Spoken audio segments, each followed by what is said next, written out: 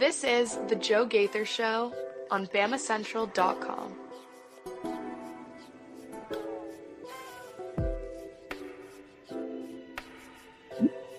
Good morning, Tuscaloosa, Internet World, West Alabama. How we doing on this Thursday? Almost over the month of June, and that means that fall camp is coming around the corner. Alabama football getting kicked off, I believe, in 65 days. So we're so excited to work our way through the summer, and we appreciate everybody jumping on and joining us on the Joe Gaither Show on BamaCentral and BamaCentral.com. You're watching us on YouTube, on Facebook, or Twitter. We hope that you subscribe to the BamaCentral YouTube channel. Lots of great things for SEC Media Days coming up on the BamaCentral YouTube channel, so that's a great place to find all your great insider information from Alabama Crimson Tide and all their athletics.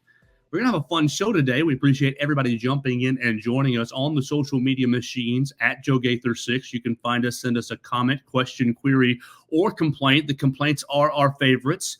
Or you can subscribe to us on Spotify, Apple Podcasts, or Amazon. We've had a busy week, a fun week, breaking out our show onto several different platforms.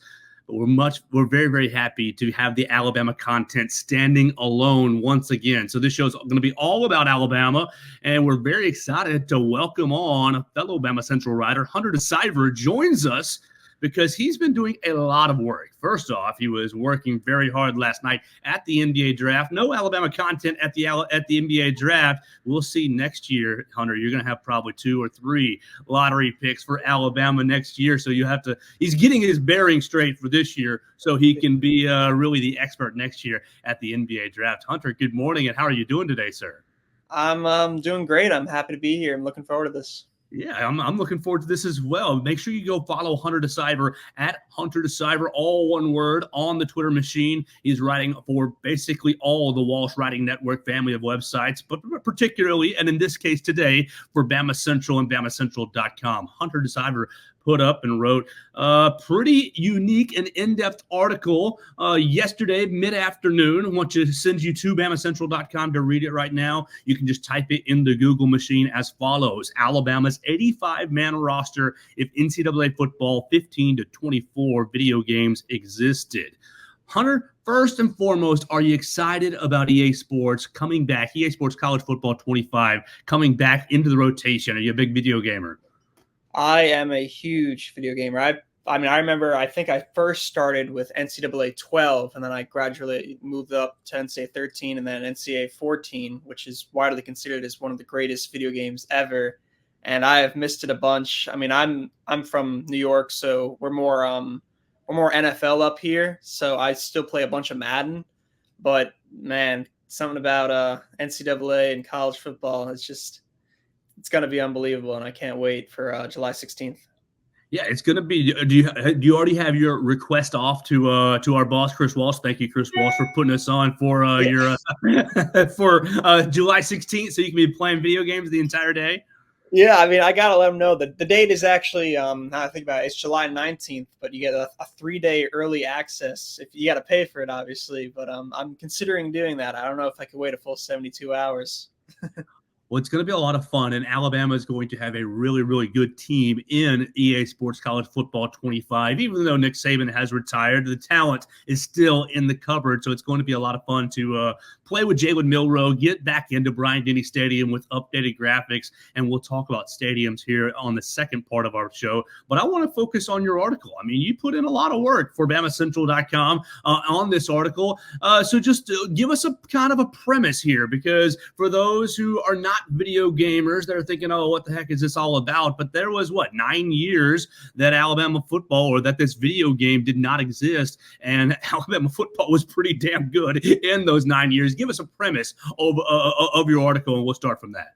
Yeah, exactly. It's been about 11 or so years since the last game, meaning that hundreds of former Alabama players never got to be in the video game itself, as there was never an NCAA 15, 16, 17, 18, et cetera, et cetera, et cetera. And I decided to combine, the traditional roster is 85 players, not including the scholarship guys. And I wanted to combine 85 of those guys from 2014-ish all the way up until last season into one roster. and I did like a certain amount of players per position. I couldn't find an exact answer on how many it should be per position. I just kind of took a general guess, and I think it came out great, and I'm looking forward to talking more about it. Absolutely. So you'd go through the 2015 all the way to 2023, and you've got what? How many national championships is that? Yeah, Alabama wins it in 15 with Jay Coker, wins it in 17, right? Wins it in 20. 3 national championships, a couple of really, really close calls. What, you got Derrick Henry, you got Bryce Young, you got Devontae Smith. So like the accolades were just pouring in. And so let's just talk about some of this. The first and obvious question to me is, as you're breaking down this roster, you have what, 5 quarterbacks, 5 running backs, 11 receivers, 5 tight ends, 14 offensive linemen, 13 defensive linemen, 11 linebackers and cornerbacks, 7 safeties, and 5 on the special teams. That makes up your 85. A little quick math right there. What was your toughest position group to decide? So I think I was good for pretty much every position except for 2, and that would be quarterback and running back, mainly with the running backs. But to go off quarterbacks first, I had 5 slots, and there were 4 obvious choices with Bryce, Tua, Mac, and Jalen Hurts. At that 5th spot, that was up for grabs between Jake Coker and Blake Sims. This was something I kind of like juggled in my head for a while. Blake Sims had a bit better stats, but Coker was a national champion. However, Coker did have Derrick Henry, and that's not to discredit Coker at all.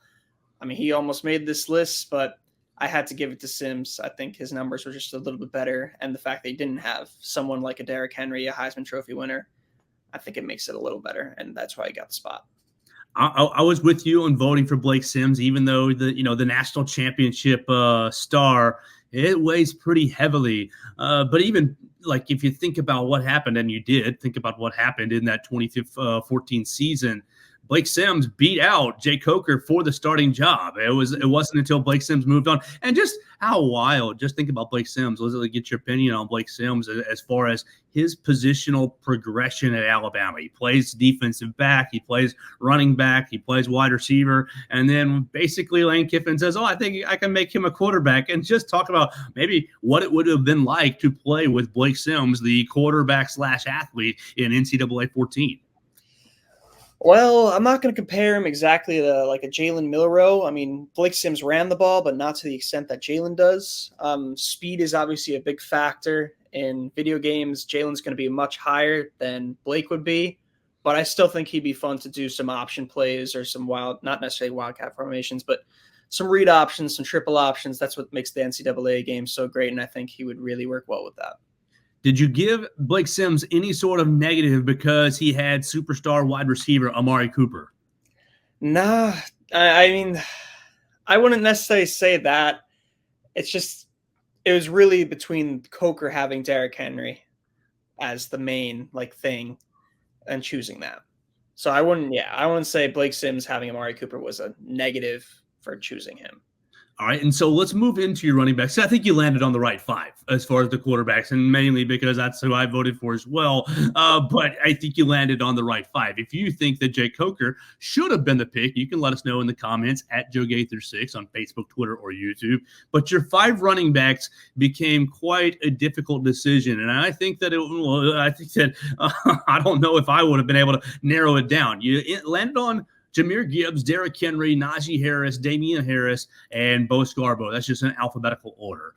How did you land with those 5? And really, where was your kind of, going back and forth? Who should I put on this list? All right. So first and foremost, we had 2 out of 5. Easy was Derrick Henry and Najee Harris. That was no problem. First people anyone would think of. The next was a little tough, but I went with Damian, a guy that played at Bama for 3 years and excelled in each of those years, got an extreme amount of carries each time. I thought he could definitely get the nod. Now, the next 2, I said Jahmyr Gibbs. He only played at Bama for 1 year, transferred from Georgia Tech.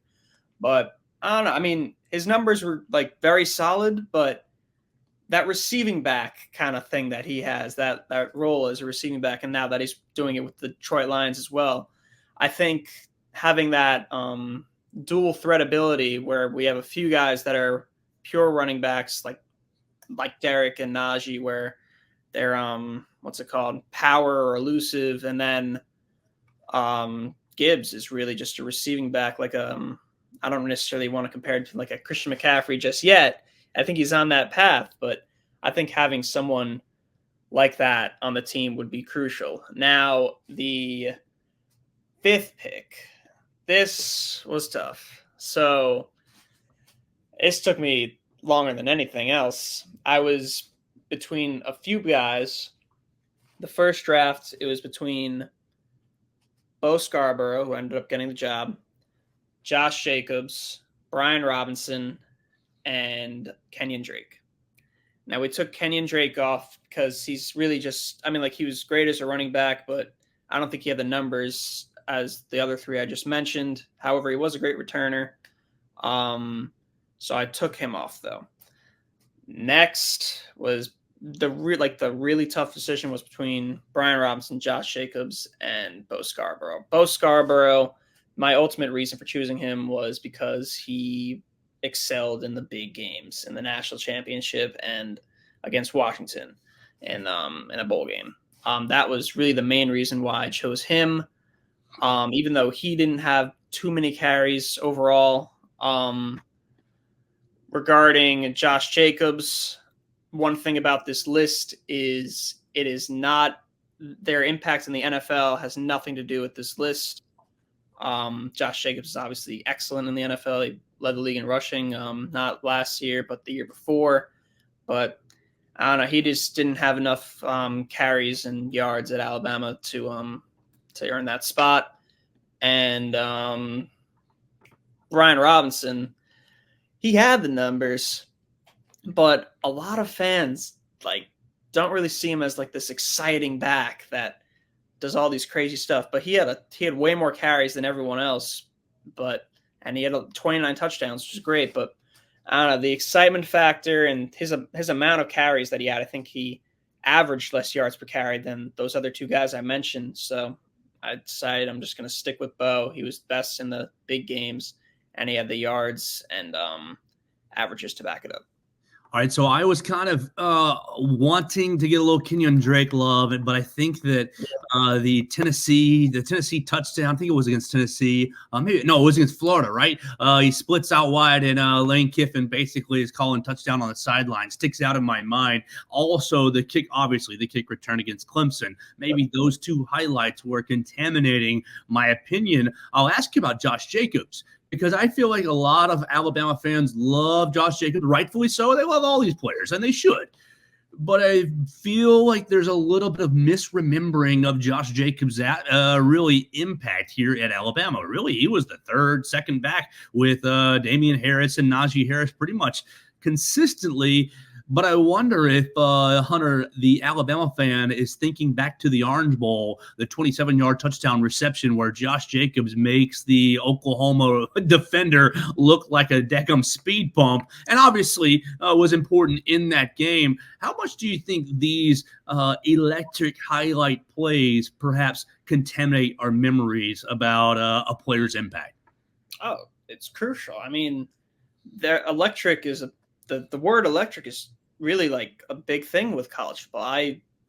I was a big fan of like LaMichael James and DeAnthony Thomas when they were at Oregon many years ago. I like Marcus Mariota way back then too. Zeke Elliott, all these guys, just electricity is huge in college football. And with Josh Jacobs, I mean, that Oklahoma game, that really put him on the map, which is awesome. Like, he became, I think, a first-round pick out of it. But I don't know. I had to stick with Bo because of he just had more numbers. He was just better in that regard. Obviously, in the NFL, things are different, but yeah. Well, Bo Scarborough, I wonder, did you take any consideration in when you were weighing Bo Scarborough versus Brian Robinson? Because it kind of seems like that was your final decision. Both those guys, did either of those guys get a little bit of a love for you since they're local products? Nah, I didn't even really consider that. That was all my picks. They come from everywhere. I don't see their location per se. I don't put that in as a factor.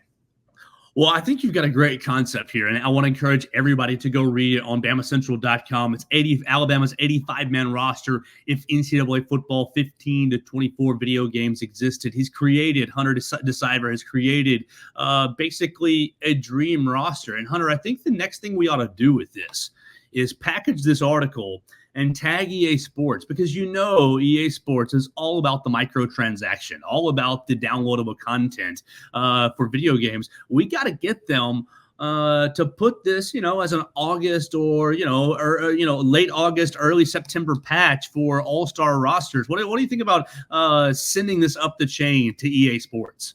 I had never thought about it, but the second you said it, I'm like, oh man, that's an excellent idea. So the second this is done, I'm going to do that. That sounds awesome. Like one of the early iterations of the video game that I used to, I think they kind of phased it out of the later versions. But I remember playing with a friend when I was 8, 9, 10 years old, and it was, I'm going to be he was a big Tennessee fan. So I'm pulling up the 98 Vols, and okay, I'll pull up, the 92 Alabama team. Basically, they had the historic rosters loaded into them, and they kind of phased that out probably for memory and storage space and maybe developer,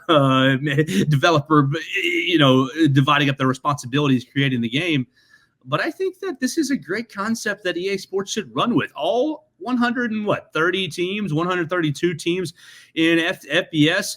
They ought to have a 9-year gap, honoring the best of the best players that were left off of the game.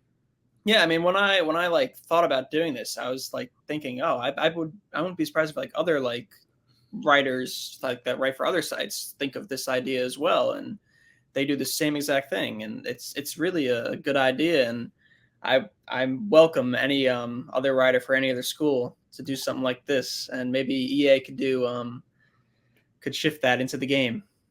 We got to get the Missouri writers. We got how many other writers on the Walsh Writing Network? We got a Miami site. We've got Missouri, Mississippi State, and Boston College. We got to challenge them to write their own.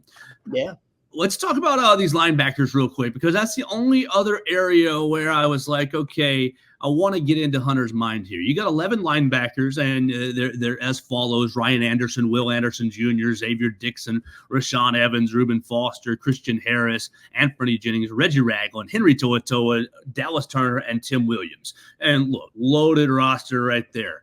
But I'm curious, did you feel the need to have representation from each year? Because I see Xavier Dixon and I think about, okay, what was his real impact? And then I go and say, there's no Chris Braswell on his list.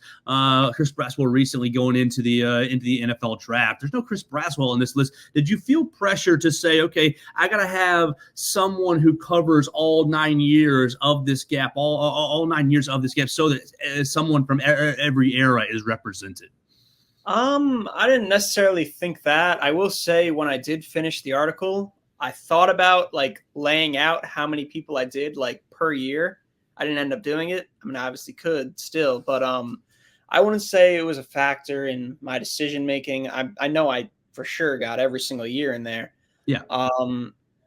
But regarding linebackers, that was also another tough decision. I left Christian Miller and Terrell Lewis off there.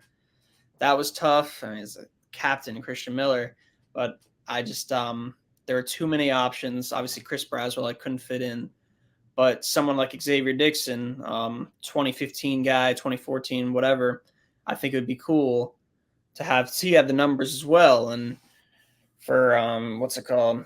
I think, what am I trying to say? He basically he had the numbers, but I think it was a little better than Chris Braswell, Terrell Lewis, Christian Miller. And I guess it would be cool to have offensive and defensive representation on both sides from every era. I didn't think about it at the time. Obviously, it worked out that way. I think I have a few 2015 guys, it's really 2014, something in the article. You'll notice that the game this year is being called EA Sports College Football 25. And obviously it's coming out in 2024. But in actuality, like when you look on like site like Pro Football Reference, College Football Reference, whatever, it'll say like Jalen Milroe last season, it was this 2023 season. And so that was a little confusing. Like when I was making this list and I realized NCAA 14, that came out in July of 2013. So the 2014 season counted. So when I realized that, I looked up some players and I saw Xavier Dixon there. I was like, oh man, he's got some good numbers there. And that's why I went with him.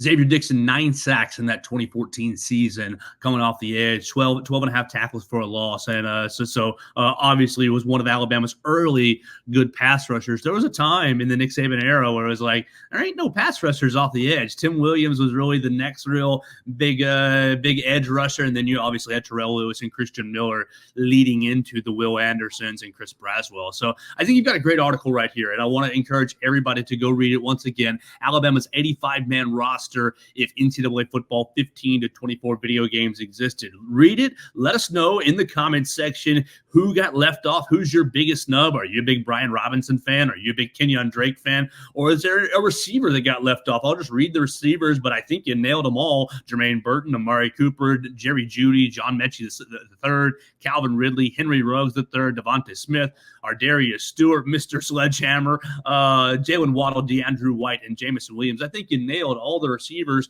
The only other question I had is about our tight ends. You got Jaleel Billingsley. You got Miller Forrestall, O.J. Howard, Cameron Latou, and Irv Smith Jr. There's no love for Jalen Milroe's security blanket last year, Amari Niblack? Nah, not good enough. Also, one other thing very important. This article, anyone that is transferred or is currently at Alabama now or is playing college football, they are not in this roster because they're already in the regular game. So Ja'Cory Brooks is not in this roster. Isaiah Bond is not in this roster. Well, I think you might make a lot of the Alabama fans really happy. Any of the transfers, they're dead to us. They're all dead. They never existed. I don't play that game myself, but I see a lot of people playing that game like they never even existed. So Isaiah Bond never even played here. 4th and 31, we forget about it. Let's move to what happened on Tuesday. On Tuesday, I mean, and EA Sports is putting out all this little teaser stuff. Yesterday, there was a little trailer talking about sights and sounds, and they're talking about chants, and no mention of Alabama yesterday in their trailer, talking about maybe Dixieland Delight or Sweet Home Alabama. None of that, no mention of any of that. But on Tuesday, EA Sports put out their top 25 toughest places to play. They put out a whole list, and it's going to be incorporated into the video game. It's going to be, if you're on the road, you're going to get like a shaky camera. It's going to be tough to snap the football. Some of your players may forget the play, this, that, and the other. So they're really trying to ramp up the home field advantage. And in their list, you got Kyle Field, Texas A&M, number 1, but Alabama right there at number 2 overall. And, of course, all the Alabama fans rightfully beat their chest, and sure, why not? But the opposite, the anti-Alabama fans, the other side of the world, are saying, oh, no, it's not really that tough of a place to play, Bryant-Denny Stadium. It's just the players that were so damn good over the course of the last 9, 10, 17 years. It's not really the atmosphere. So let's start right there, Hunter. Do you think that EA Sports, at least with the number 2 designation for Bryant-Denny Stadium, do you think that they got it right? Is Bryant-Denny Stadium the second hardest place to play a football game for the visitors? I wouldn't say it's the second hardest. It's close, but it's not the second toughest. Like you said, obviously the players have made it a big, tough place to play. But I mean, Saban went 103-9 there. 103-9. That's a crazy record to have. I think that's a big part of it, but I mean, 101,000 fans and it's sold out almost every single time. They bring the noise there, that's for sure, but I don't think they bring as much noise as some other colleges. Only a few others, just a couple, but yeah. Well, when we talked about this before, right before we went live, every one of these schools on this list, it's circumstantial. Who's the opponent? What time is the game? What are the stakes? Because, look, I've been in Bryant-Denny Stadium many times, and it's like a church crowd. It's, Georgia Southern's on the field, Western Kentucky's on the field, it's a middle of the afternoon game, and everybody's having hot dogs and just wanting to be entertained. But you also take the flip side. You bring us into the Texas game last year, the Tennessee game at home last year. You think back to A&M 2 years ago. Anytime, oh my gosh, the loudest I think I've ever heard Bryant-Denny Stadium was Julio Jones running down the sidelines against LSU, taking the screen pass in the 2009 season. I was walking up the stairwells coming back from the bathroom after a break, trying to get back to my seat, and I think the stadium fell down around me. It was insane. So it's all circumstantial. How much do you think, or what do you think really goes into a difficult place to play? Exactly what you said, are circumstantial. It's really about the team that they face. I'm going to skip ahead a tiny bit. My number one team, I did my own ranking for this. My number one team was Penn State. I mean, the whiteout, I'm from the Northeast, and I have so many friends who go to Penn State.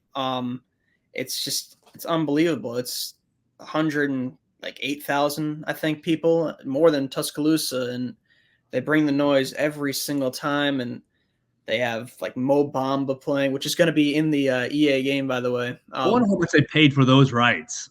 Yeah, like that's going to be super cool. But one thing I'll never forget is I've never been to a Penn State game, but when they played Ohio State a few years ago, several years ago now, and they blocked this field goal and returned it all the way back, and it's like a game that a lot of people said put Penn State kind of on the map. I had a former roommate whose brothers went to Penn State, and he was actually at that game, and he said like that exact thing, that I felt it put them on the map.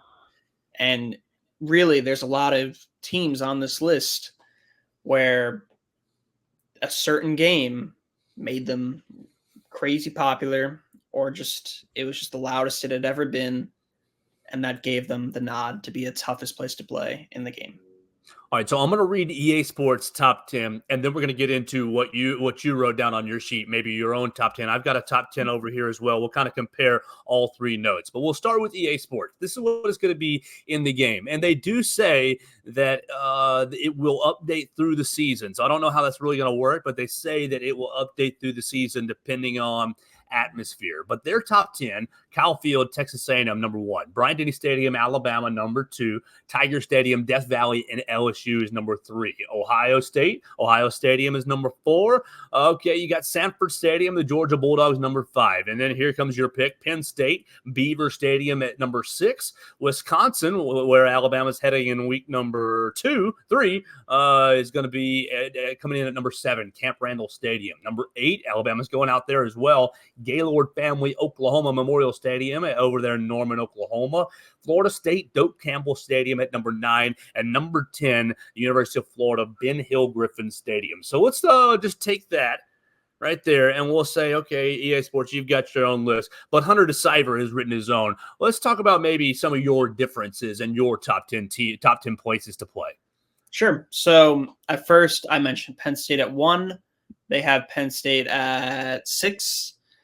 Next, I picked Alabama's rival, Tennessee.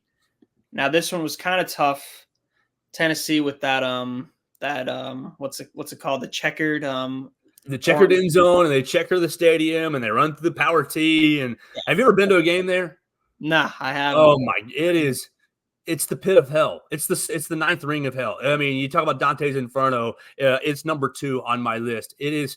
I went there a handful of times in high school because I have a really close friend, and I love you, Taylor, a really close friend who's a big Tennessee fan.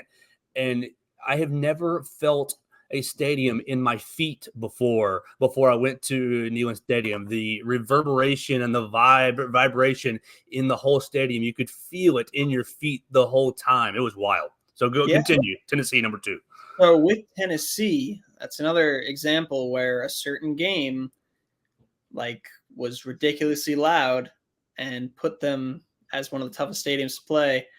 We're obviously talking about the Alabama game a couple of years ago, where Jalen Hyatt, New York Giants, now sophomore receiver, scored 5 touchdowns, 5, and they won the games. It's crazy. It was a great game to watch. Like I'll be honest, like I've always been someone who's been very neutral in watching games. Like, for example, this is a bad idea. That's okay. Go for it. I was 12 years old.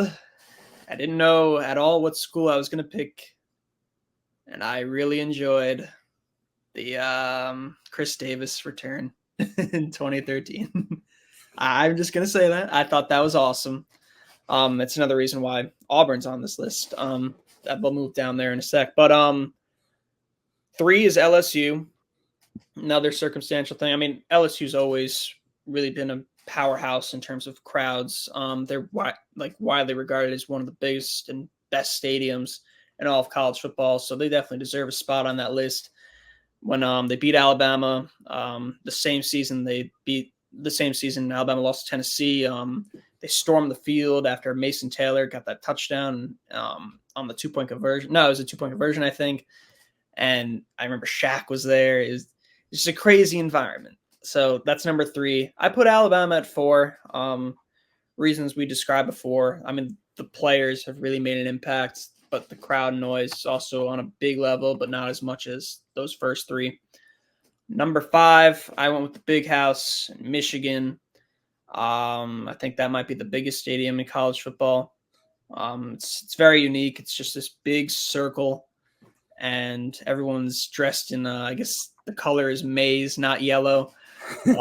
And they play Mr. Brightside there. They play Mr. Brightside everywhere, but it's like very well known over there. And I think they really bring the noise, especially against Ohio State. Speaking of Ohio State, they're at number 6. They've had plenty of awesome games over the years at the I've been there at their stadium back in like 2018-ish, something like that. It's really cool. It's the Horseshoe, Ohio Stadium. They bring the noise every single time. They've had some great players, electric players over the years that have made it.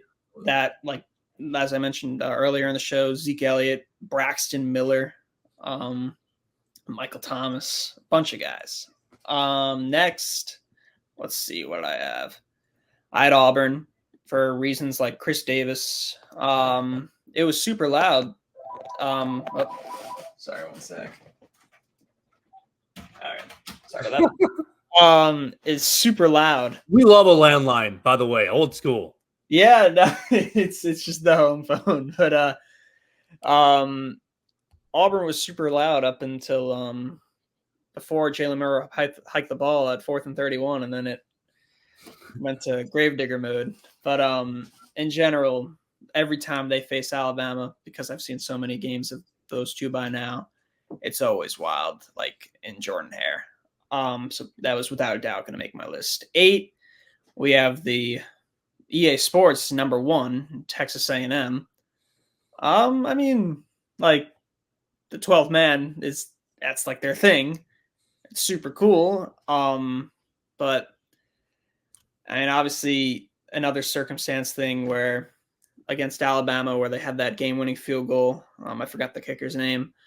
That was insane. That was one of the louder time. Like sometimes, like on TV, when you're watching, like you notice, like when a crowd is much louder than any other crowd you've heard. That was definitely up there when he made that field goal. But I think that spot is good for them. Not number 1, but still top 10. Number 9 is Clemson. I think that's fair. Their walkout is super cool. Yes. That's one of the main reasons why I did it. Clemson's been a great program since I've really been watching college football. Not really the last couple of years, but who knows? They might get back on track. But their success has definitely led to a louder crowd environment, kind of like Alabama, but not on the same scale. And last on my top 10, we're going to go with another walkout. And it's another ACC school.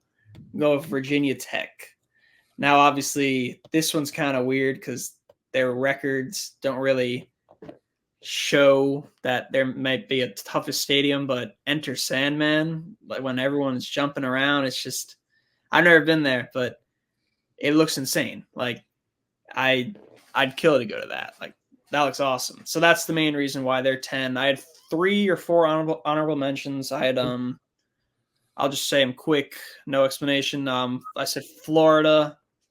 What else did I say? I said Florida, Georgia, Iowa, mainly for the wave. I think that's awesome. That's like the best part about college football is that that wave to the hospital. And Florida State with the whatever it's called, tomahawk chop. War chant. Yeah. All right, so I like your list. I'm going to read my 10 and then throw a question at you because I do like your list. I went LSU 1, I went Tennessee 2, Texas A&M 3, Penn State 4. I went with Florida 5, Oregon 6, Alabama at 7, then Wisconsin at 8. Jump around in the third, fourth quarter is going to be wild to experience this year. Ohio State 9, and Auburn 10. And what I'll ask you is about the lights in Bryant-Denny Stadium and the lights really everywhere in a lot of these major colleges. When I was in school, there was no lights. It was just the white lights, and that's what it was. But over when did those get put in? 2019, 18, 20? Yeah, so they get put in at Bryant-Denny Stadium, and in my opinion, there's not been a single gimmick, at least for Bryant-Denny Stadium, that has enhanced the atmosphere more. How do you because look, you're playing against Western Kentucky or last year's opener against MTSU at 6:30. You know, a 48-point favorite. The lights, in my opinion, keep everybody into it. What do you think about that addition, really college-wide or major college football-wide? I mean, for Alabama's sake, it was such a great addition. I'll never forget when I first saw it. I heard about it like when it was happening, like a few weeks before the game, and me and a few friends, we got to the stadium a little late. And as we're walking up, I was a freshman at the time, so you got to go all the way up that spiral. And as I'm going up the spiral, I hear like "We Will Rock You" blasting, and with each like time it goes like that, the lights go on, and it was like the coolest thing. And it was that game. I remember Trayvon Diggs, he returned this like fumble from tennis, like from the goal line all the way to the other side, and it's one of the loudest experiences like I've ever like had at Bryant-Denny Stadium. And after he scored, it was that that elephant sound like like when he's like on the speakers, and it's just an unreal environment. And there's a lot of stadiums that do that now, and it's such a good addition. It like NFL really doesn't do that much, and it kind of makes it stick out a little bit more in that regard. Well, I'm really excited about EA Sports College Football 25, and we'll see kind of how the presentation goes July 16th. Make sure you follow Hunter De Siver on the Twitter machine at Hunter De Siver. Make sure you're reading all of his great work across the Walsh Writing Network, but particularly in this case on BamaCentral.com. He's going to keep up all the updates from EA Sports College Football 25. Hunter, I appreciate your time, man. Enjoy it. Are you going back to the draft tonight? No, I'm not actually. I'm actually like kind of like off for the next couple days. Do you hear about Justin Timberlake getting a DUI in the Hamptons? He got arrested, right? Yeah. You going to see a concert maybe? Nah. He got arrested in this place called the Hamptons, which is out east in Long Island. That's where I'm going. Okay, great. Well, don't get arrested. Enjoy your time. If you're drinking, Uber, Lyft, that's the nice way to go. We support that. Man, thanks for your time, and thanks for your great work on BamaCentral.com. Please go read his article once again. Alabama's 85-man roster if NCAA football 15 to 24 video games existed. And he's writing all kinds of other pieces right there for BamaCentral.com and across the Walsh Writing Network. Hunter, thanks for your time, man. Thank you for having me. This was a blast. Yeah, man, absolutely. Me too as well. Hunter De Siver is going to go out to the Hamptons, and he's going to enjoy the rest of the weekend, and we enjoyed him hanging out with us right here on the Joe Gaither Show. We've had a lot of fun this week. Tomorrow, we're going to be talking some of these basketball storylines that have popped up over the week. We'll kind of get into some of these new player breakdowns that Blake Byler is doing. Colin Sexton had himself a few interesting comments on Monday about the state of the program being his fault, and NATO expects spent some time with Mark Gottfried. So we'll talk about that tomorrow on the Joe Gaither Show on BamaCentral. Tomorrow will also be our first edition of the Joe Gaither Show on Spurs Central. We'll be joined by Matt Guzman to talk about the San Antonio Spurs and their drafting of Stephon Castle, the trading away of Rob Dillingham. Oh, man, did they get enough? A couple first-round picks in 2031. Oh, my gosh. We'll talk about that with Matt Guzman on the very first issue of the Joe Gaither Show on Spurs Central and Spurs on SI. It's been a lot of fun hanging out with you guys on YouTube, on Facebook, on Twitter. You're following me at Joe Gaither6, and you're following BamaCentral on the BamaCentral YouTube channel and at BamaCentral on basically every social media machine. We'll keep up with all the news and all the latest, and we'll be back to talk to you tomorrow right here on the Joe Gaither Show on BamaCentral and BamaCentral.com.